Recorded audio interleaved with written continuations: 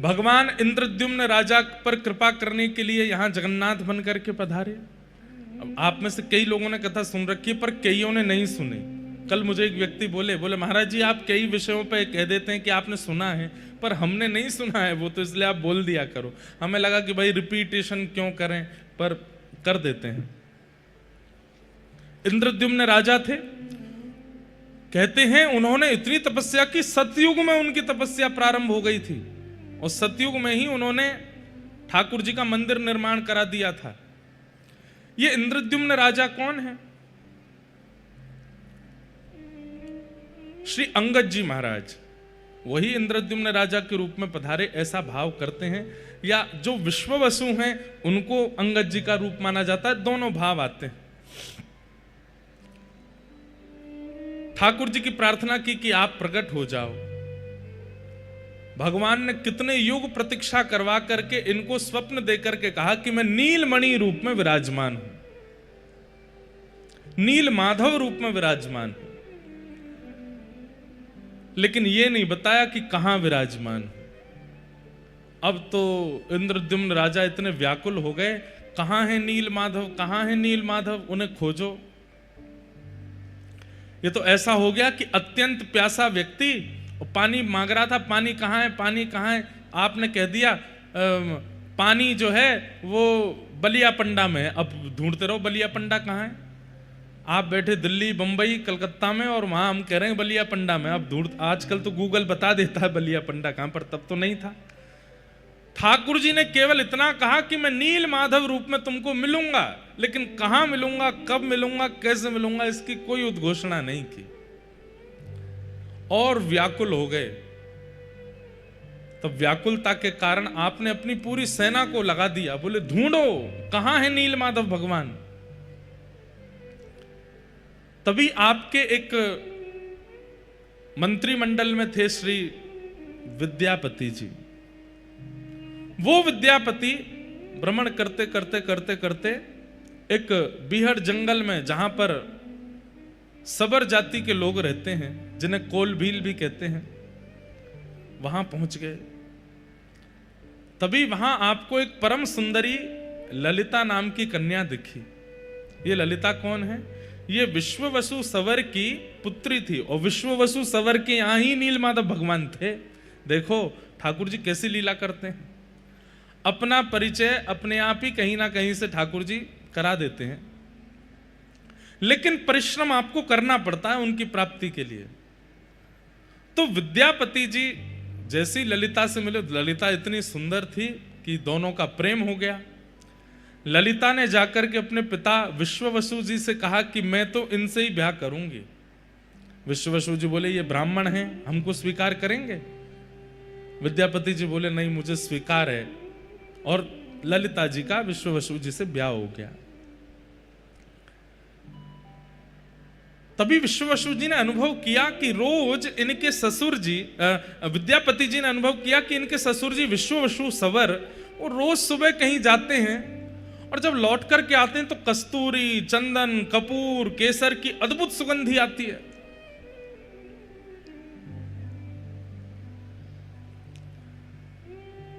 खोज तो चल रही थी नीलमाधव भगवान की।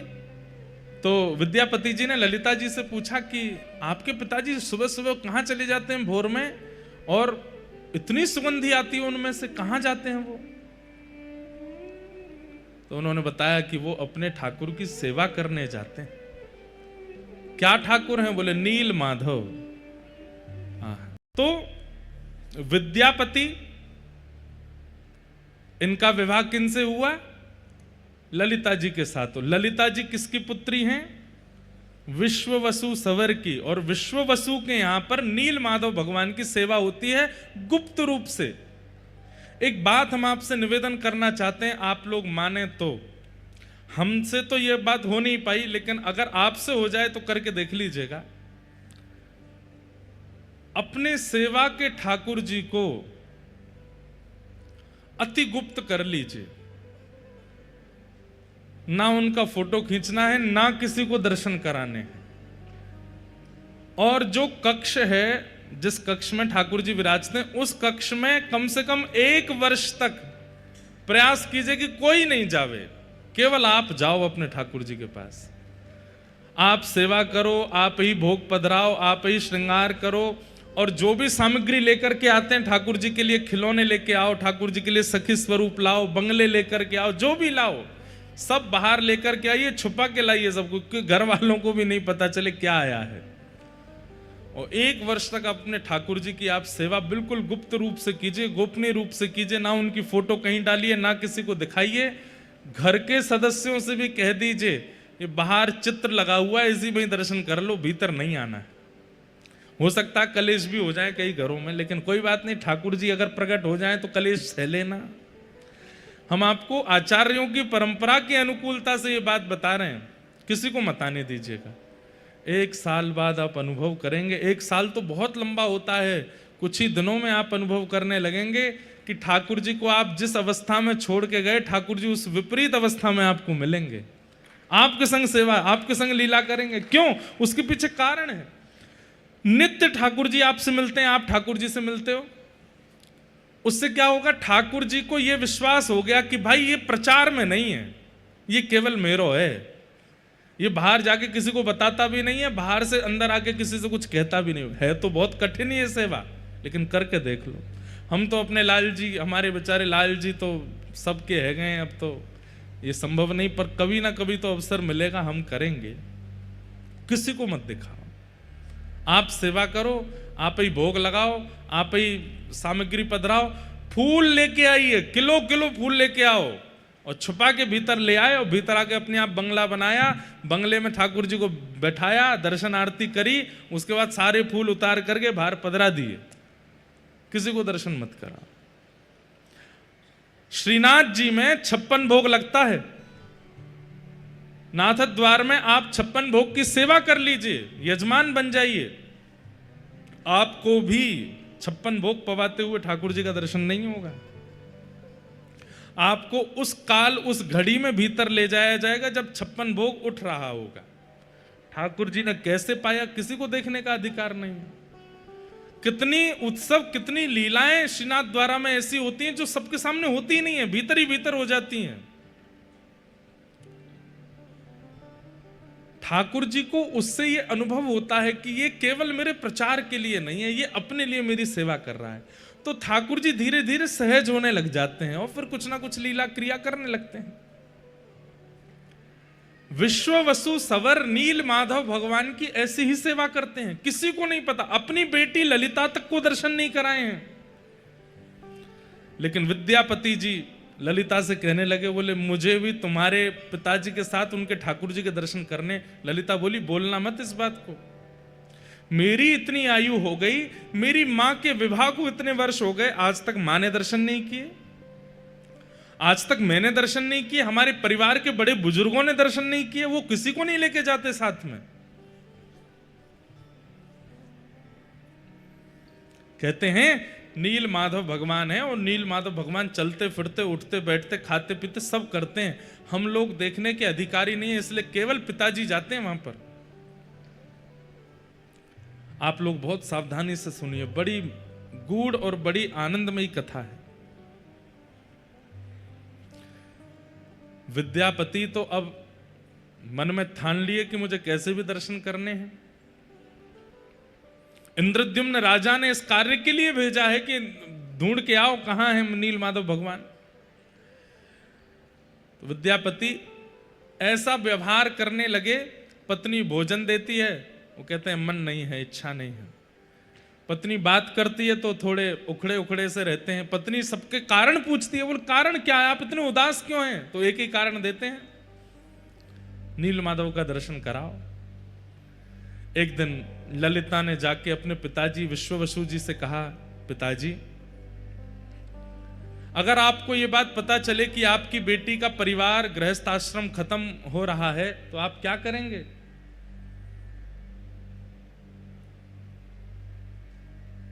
तो आप बोले कि पुत्री के गृहस्थाश्रम को व्यवस्थित करने के लिए जो करना पड़े करेंगे। तो बोले मेरा गृहस्थाश्रम अगर नील माधव भगवान के दर्शन करा करके संभलता हो तो आप क्या करोगे? मना कर दिया, बोले बिल्कुल नहीं, नील माधव भगवान के दर्शन नहीं होंगे, केवल नाम स्मरण कर लो, केवल चिंतन कर लो, दर्शन नहीं कराऊंगा मैं। चरणों में गिर गए ललिता, बोले मुझे दर्शन नहीं करने हैं। हम तो बचपन से सुनते आए हैं कि हम उनके दर्शन नहीं कर सकते, पर मेरे जो पतिदेव हैं, ये हमारे परिवार के सदस्य अभी बने, इनको कैसे समझाएं हम? ये मुझसे बात नहीं करते, भोजन नहीं पाते, कुछ भी नहीं करते, आप कृपा कीजिए ना पिताजी, इनको दर्शन करा दीजिए। अनेक दिनों तक तो विश्ववसु मना करते रहे, लेकिन एक दिन पुत्री पर बहुत दया आ गई और नील माधव भगवान को कृपा करनी है, इसलिए उनके मन में भावना आ गई। बोले चलो ठीक है, तो दर्शन कराते हैं, लेकिन आंख पे पट्टी बांध के ले जाऊंगा ताकि रास्ता ना देख ले, नहीं तो रोज रोज पहुंच जाएंगे। विद्यापति बोले आप तो बस दर्शन करा दो। वो ठहरे विद्यापति, उनका नाम ही विद्यापति है। कहीं कहते हैं धान, कहीं कहते हैं सरसों की पोटली अपने कमर पर बांध ली और उसमें छेद कर दिया, और सुबह जब निकले हैं, विश्ववसु ने आंखों पर पट्टी बांध दी है, लेकर के जा रहे हैं नील माधव भगवान का दर्शन कराने के लिए। सरसों गिरती जा रही है, आप जैसे ही ऊपर पहुंचे, जाकर के पट्टी खोली, महाराज आहा, नील माधव भगवान का दिव्य स्वरूप। दर्शन करके आनंदित हो गए। बोले चलो हो गए दर्शन, अब वापस चलो। वापस लौट करके पुनः पट्टी बांध करके लेकर के आए। कुछ दिन प्रतीक्षा करते रहे विद्यापति, बोले अभी पौधे उग जाएंगे, उसके बाद तो रास्ता तो मिल ही जाएगा। लेकिन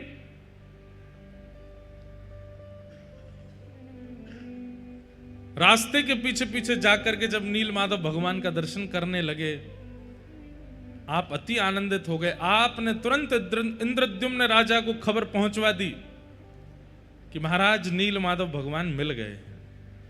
युगों से चली आ रही प्रतीक्षा इंद्रद्युम्न राजा की अब पूर्ण होने वाली है। आनंद के साथ नाचते गाते हुए इंद्रद्युम्न राजा आ रहे थे। तभी क्या हुआ, कहीं कहते हैं नील माधव भगवान अंतर ध्यान हो गए, कहीं कहते हैं देवता उनको लेकर के चले गए, क्योंकि वो जो रास्ता बनाया था सरसों डाल करके, वो देवताओं को भी तो पता चल गया था। सोचिए, नील माधव भगवान की ऐसी सेवा विश्ववसु कर रहे थे कि देवताओं को भी नहीं पता कि वो कहां हैं। लेकिन वो सरसों का मार्ग देवताओं को भी मिल गया, तो कहते हैं देवता ले गए नील माधव भगवान को। इंद्रद्युम्न राजा आकर के कुंपित हो गए।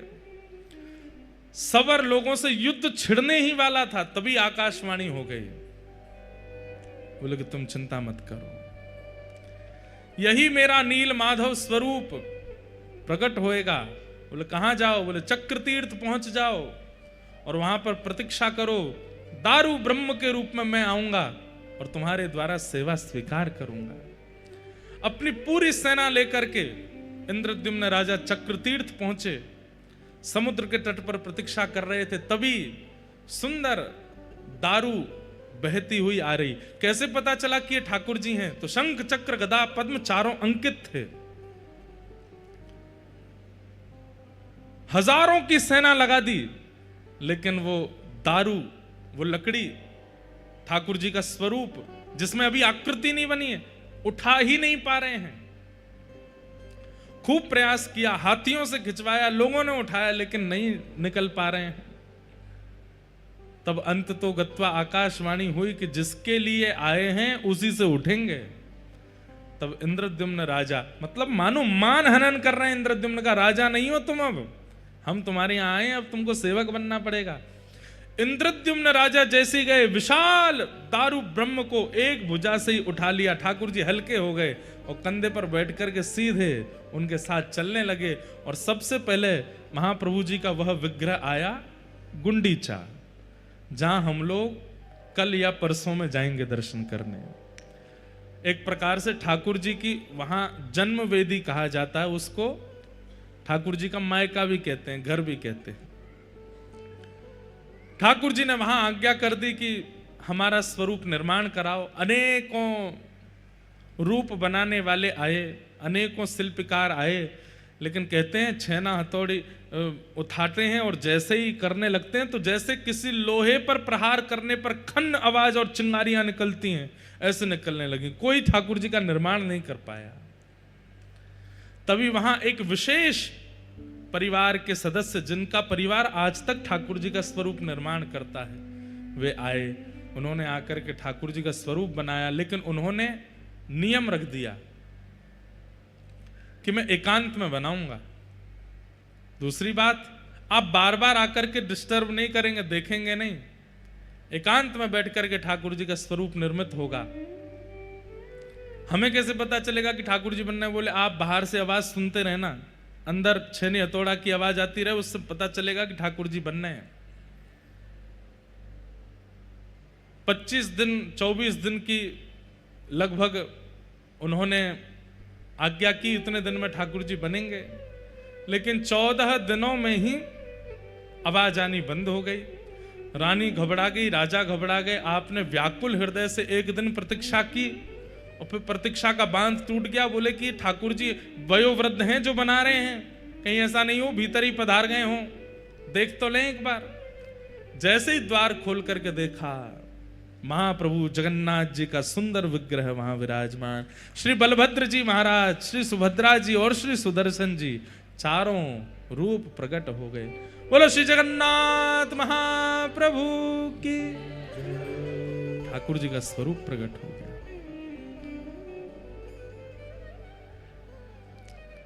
लेकिन इंद्रद्युम्न राजा घबरा गए, हाय राम, ये मैंने क्या किया?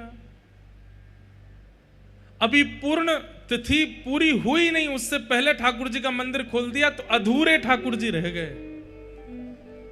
कैसे नेत्र हैं, कैसा मुख है, हाथ भी नहीं बने हैं, उदर भी नहीं बना है, ठाकुर जी तो अधूरे रह गए।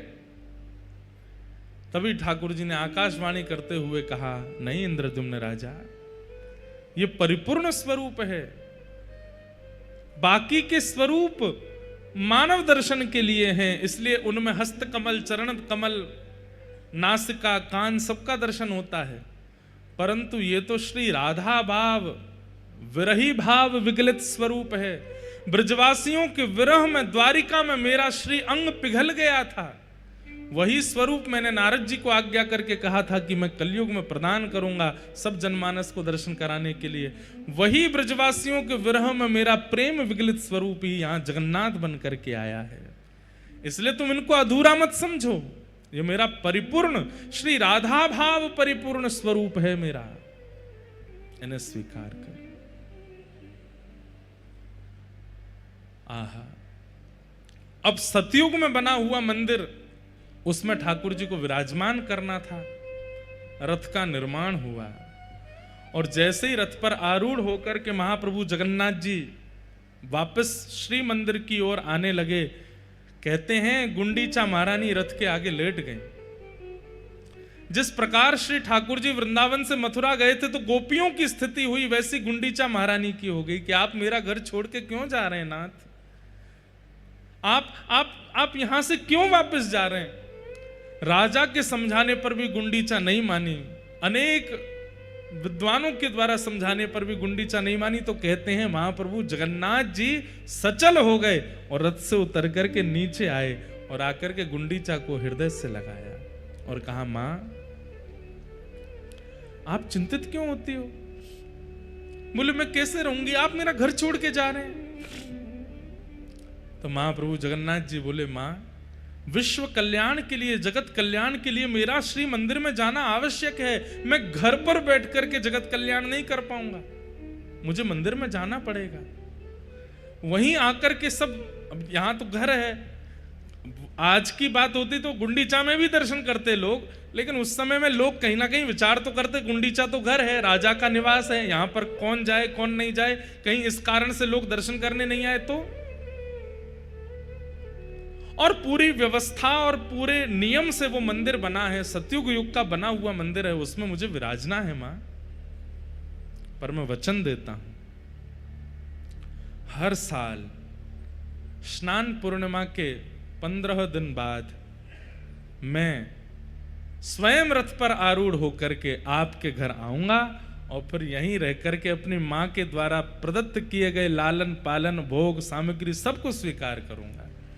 साल भर तो मैं जगत कल्याण के लिए मंदिर में विराजूंगा, पर साल में एक सप्ताह के लिए मैया मैं आपके पास आऊंगा, आप चिंतित मत हो।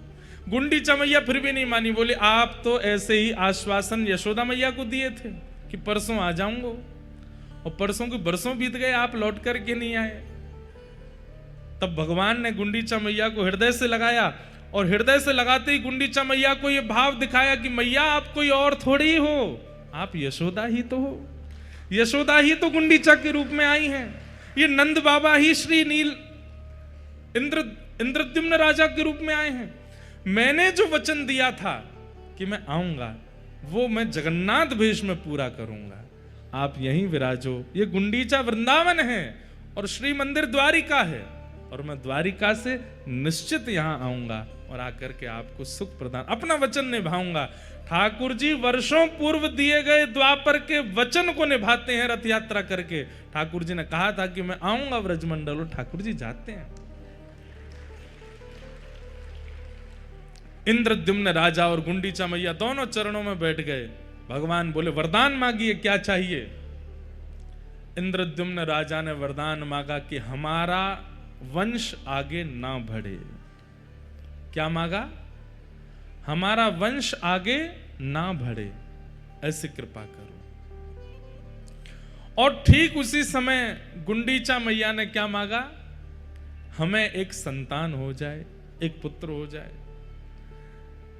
नीलाद्रीनाथ श्री जगन्नाथ भगवान हंसने लगे, बोले कि ये क्या कह रहे हैं आप दोनों।